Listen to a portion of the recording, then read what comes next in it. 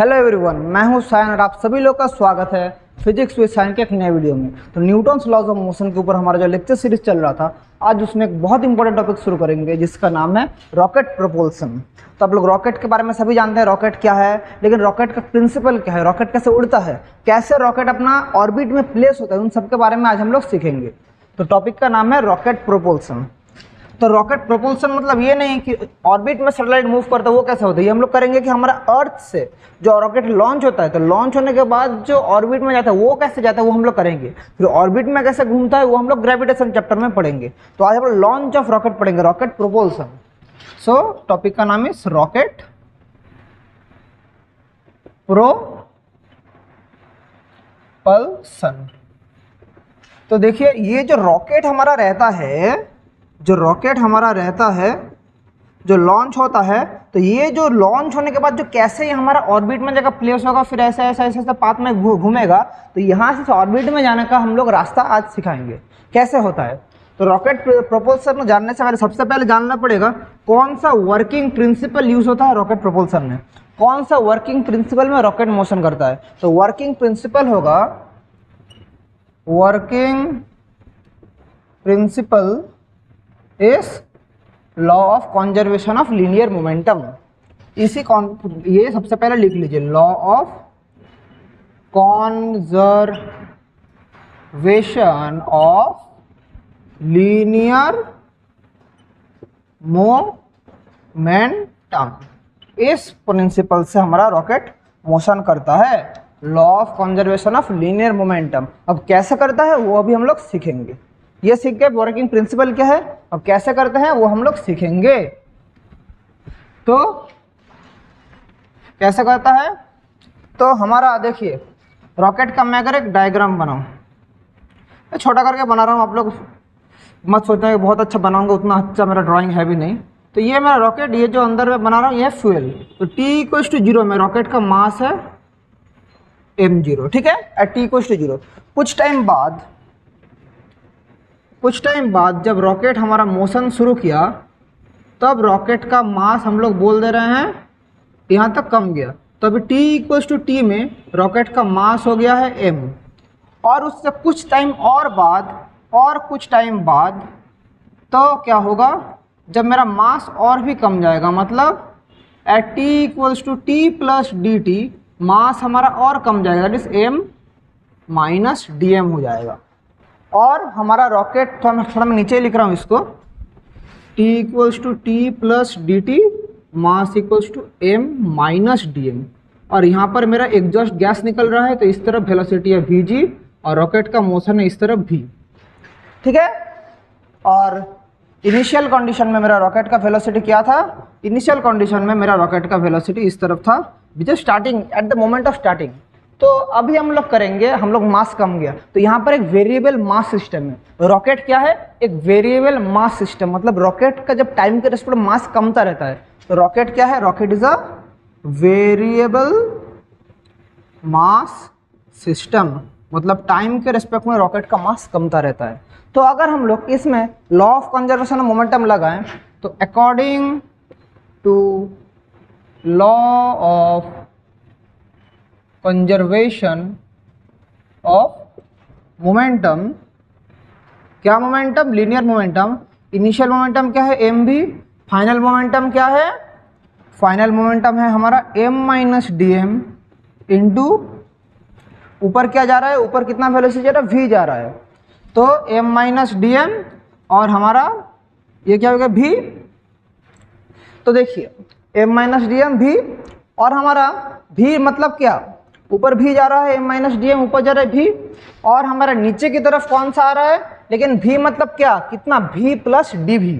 एक चीज जान के रखिए, ये वेलोसिटी v है, तो यहाँ पर हमारा थोड़ी देर बाद वेलोसिटी तो इंक्रीज हुआ, तो क्या होगा, v+dv। अभी समझ पा रहे हैं क्या चेंज हो रहा है, तो v+dv मतलब वेलोसिटी इंक्रीज किया, तो रॉकेट जितना ऊपर जाएगा वेलोसिटी तो इंक्रीज करेगा, वेलोसिटी इंक्रीज हो रहा है तो v+dv, लेकिन मास हमारा कम गया। और ये vg क्या है, vg है वेलोसिटी ऑफ एग्जॉस्ट गैस, ये जो फायर नीचे गिर रहा है उसका वेलोसिटी क्या है, vg। सो प्लस प्लस होगा ना माइनस होगा, इधर होगा माइनस, क्यों बोलिए तो Vg का डायरेक्शन इस तरफ है तो अपोजिट डायरेक्शन में है, तो क्या हो जाएगा minus minus dm into Vg। ये dm ही क्या है, dm ही तो मास ऑफ द एग्जॉस्ट, जितना कम गया वही तो dm है। तो हमारा क्या कम रहा है, आस्ते आस्ते फ्यूल कम रहा है, तो dm is the mass of the fuel, तो फ्यूल तो इधर निकल रहा है। तो देखिए m भी था initial momentum, final momentum m minus dm into v plus dv minus dm into vg। ठीक है, समझ गए। अभी इसको हम लोग सॉल्व करेंगे, तो इसको हम लोग कैसे सॉल्व करेंगे, देखिए एम भी, इसको अगर मैं लिखूं M V minus V D M plus M D V minus, मैं नीचे लिख रहा हूँ माइनस डी एम डी भी, इसके साथ इसको मल्टीप्लाई करेंगे माइनस डी एम भी जी। ठीक है, तो देखिए M V minus M V equals to minus V D M plus M D V. अभी देखिए डी एम डी वी दोनों स्मॉल क्वांटिटी है, तो D M into D V nearly equal zero, क्योंकि डी एम भी छोटा है D we भी छोटा है, तो नियरली इक्वल टू जीरो इसको बोल सकते हैं माइनस डी एम भी जी, क्योंकि ये तो स्मॉल है, तो nearly equal to zero, obviously we can write this. तो इधर लेफ्ट हैंड साइड में जीरो, इधर क्या होगा, और हम लोग लिखें इसको minus V D M minus भी G D M plus M D V, तो जीरो माइनस कॉमन लेंगे v प्लस भी G into D M plus M D भी, तो देखिए एम डी भी इक्वल्स टू वी प्लस भी जी इंटू डी एम। ठीक है, तो ये वाला आया हमारा फर्स्ट इक्वेशन। देख लीजिए जल्दी जल्दी लिखिए, मैं मिटाऊंगा तो मेरा ये वाला इक्वेशन आया, तो मैं इसको मिटाऊंगा भी, मिटाऊं, हाँ मिटा रहा हूँ। तो ये वाले इक्वेशन को मैं अगर इधर पुट करूं तो M D V equals to V plus भी जी इंटू डी एम। ठीक है, अभी हम लोग अगर रिलेटिव वेलोसिटी का कॉन्सेप्ट निकालें तो देखिए relative velocity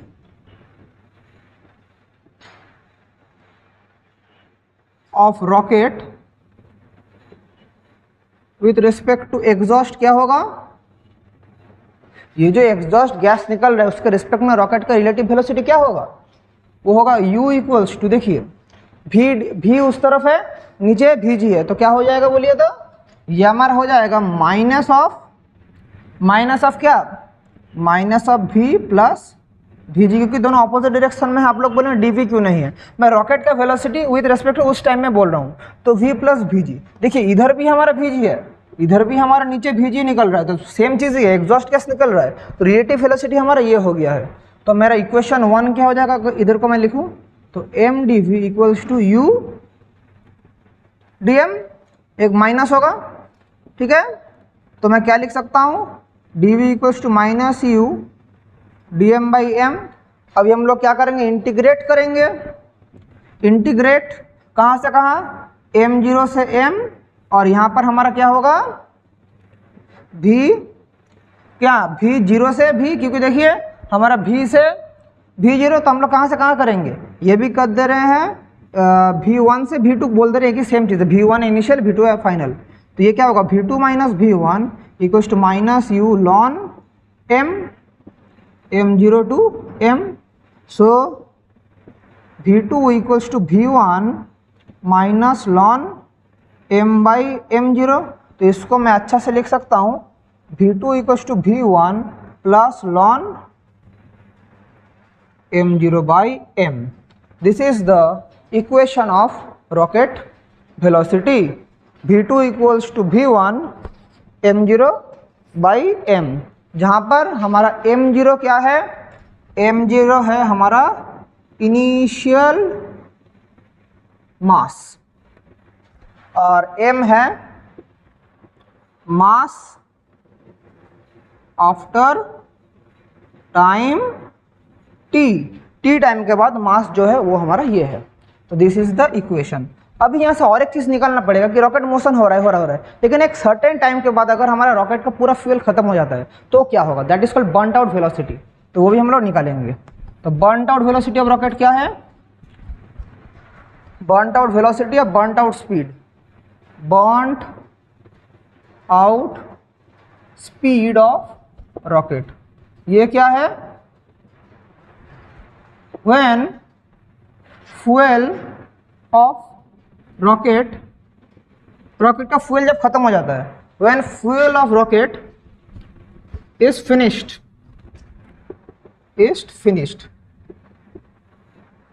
then it goes to little extent with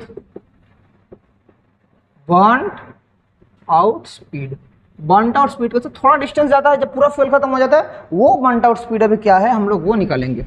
वो बर्नट आउट स्पीड का फॉर्मूला है VB equals to ln m0 by mr, क्योंकि हमारा इनिशियल वेलोसिटी तो जीरो हो जाएगा, तो ये वाला हमारा वो स्पीड होगा जहाँ पर m0 तो इनिशियल मास है और amr क्या है, amr है रेसिडुअल मास, amr क्या है, रेसिडुअल मास। ठीक है, तो ये हमारा एक तो इक्वेशन आया। अभी हम लोग और एक चीज़ बाकी है, रॉकेट का थर्स्ट निकालेंगे, रॉकेट का थर्स्ट कितना होता है, और वहाँ से हम लोग एक्सेलरेशन में निकालेंगे। तो अगर हम लोग निकाला थर्स्ट ऑफ रॉकेट, क्या निकाल रहे हैं, थर्स्ट ऑफ रॉकेट, तो हम लोग क्या जानते हैं फॉर्मूला, थोड़ी देर पहले ही देखे कि V equals to minus U D M D V equals to D U D M by M, ये वाला हमने देखा थोड़ी देर पहले, ये वाला फॉर्मूला आया था, यस यही वाला आया था।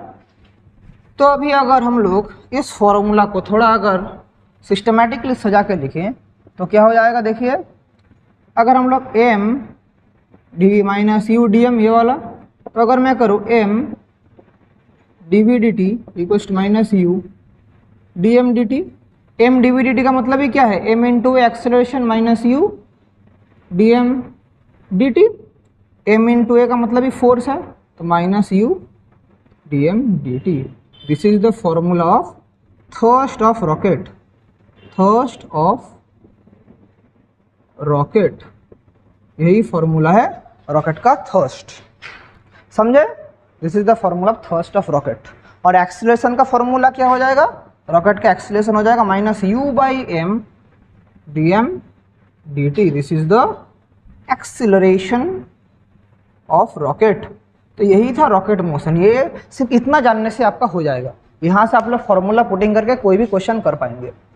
तो आज का क्लास हम लोग यहीं तक रखते हैं। आई होप आपको रॉकेट मोशन, ये हम लोग जो पढ़ा रॉकेट मोशन मतलब रॉकेट जो हमारा अर्थ से जो हमारा एटमॉस्फेयर एक्सोस्फीयर या मून के एटमॉस्फेयर हो जाएगा, लॉन्च कैसे होता है हमारे यहाँ से हमारा आउटर एटमॉस्फेयर लॉन्च कैसे वो हमने सीखा, वो ऑर्बिट में कैसे घूमता है ये हम लोग सीखेंगे कहाँ, ग्रेविटेशन चैप्टर में। चलिए, तो तब तक आप लोग इसको पढ़ाई करते रहिए। अगर कुछ भी डाउट होता है इसमें तो आप लोग मुझे कमेंट करके बोलना कि सर ये समझ नहीं आया वो समझ नहीं आया, मैं आपको ऑब्वियसली समझा दूंगा। ठीक है, तो यहाँ तक पढ़ाई जारी रखिए, मिलते हैं अगले वीडियो में, तब तक के लिए थैंक यू और गुड बाय।